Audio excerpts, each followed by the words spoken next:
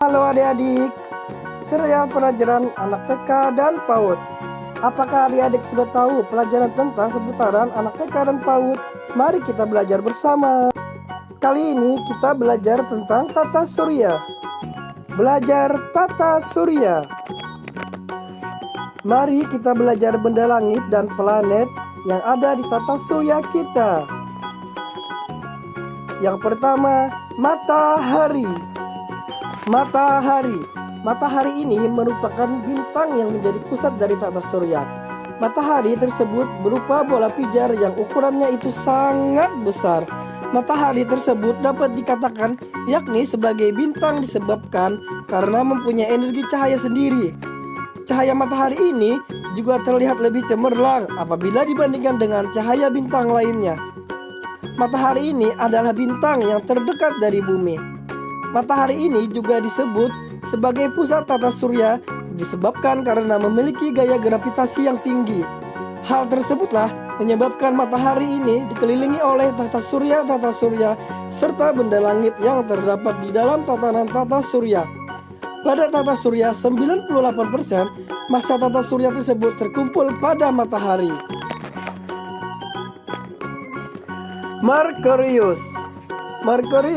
Merkurius adalah tata surya terkecil di dalam tata surya dan juga terdekat dengan matahari, dengan skala revolusi 88 hari dan skala rotasi 59 hari.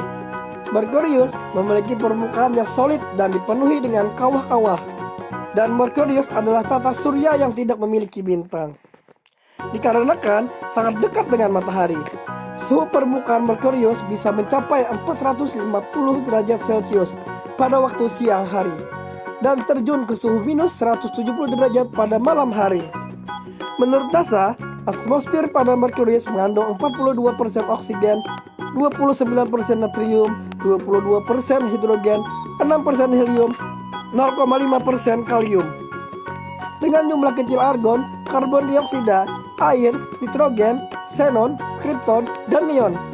Jarak rata-rata tata surya Merkurius dari matahari adalah 35.983.095 mil atau dengan 57.909.175 km sebagai perbandingan 0,38 jarak bumi dari matahari.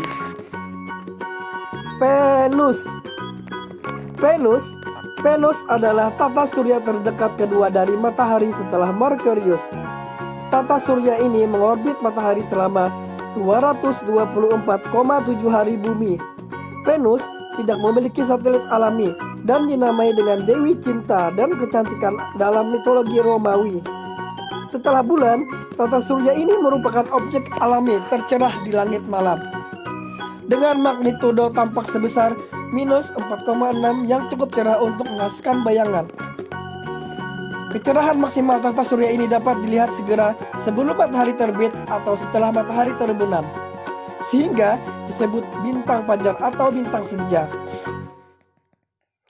Venus adalah salah satu dari 4 tata surya kebumian di tata surya, yang berarti bahwa Venus merupakan tata surya yang berbatu layaknya bumi. Ukuran dan masanya mirip dengan bumi, sehingga tata surya ini sering dijuluki sebagai saudara atau kembaran bumi.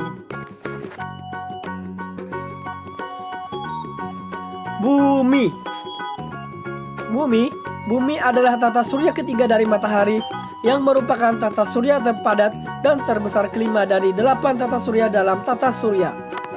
Bumi merupakan tata surya terbesar dari 4 tata surya kebumian tata surya. Bumi terkadang disebut sebagai dunia atau tata surya biru. Meskipun bumi memiliki kemiripan dengan Venus dan dianggap kembaran, tetap saja ada perbedaan. Bumi merupakan tata surya yang punya kehidupan. Bahkan sampai saat ini belum ada tata surya lain di tata surya maupun di bintang lain yang memiliki kehidupan seperti di bumi. Bumi bisa punya lautan karena tata surya yang juga rumah kita ini berada pada jarak yang ideal dari matahari. Bumi berada pada jarak 150 juta kilometer dari matahari. Pada jarak tersebut Temperatur permukaannya cukup hangat, yakni 14 Celcius, sehingga air di permukaan bumi bisa tetap cair. Seandainya bumi terlalu dekat dengan matahari, maka air bisa menguap, sedangkan kalau terlalu jauh, air justru membeku menjadi es. Mars adalah tata surya terdekat keempat dari matahari. Namanya diambil dari dewa perang Romawi, Mars. Tata surya ini sering dijuluki sebagai tata surya merah karena nampak dari jauh berwarna kemerah-merahan. Ini disebabkan oleh keberadaan besi oksida di permukaan tata surya Mars. Mars adalah tata surya bebatuan dengan atmosfer yang tipis. Di permukaan Mars terdapat kawah, gunung berapi, lembah, gunung, dan tudung es. Periode rotasi dan siklus musim Mars mirip dengan bumi. Di Mars berdiri Olympus Mons, gunung tertinggi di tata surya, dan Valles Marineris, lembah terbesar di tata surya.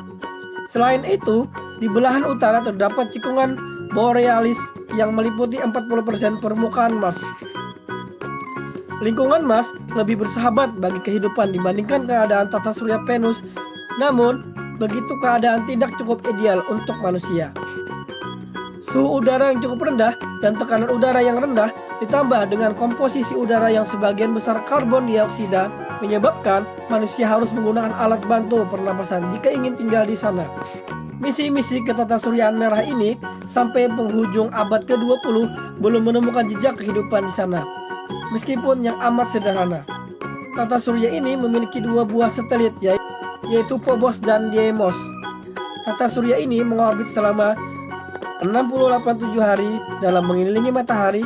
Tata surya ini juga berotasi, kala rotasinya 25,62 jam.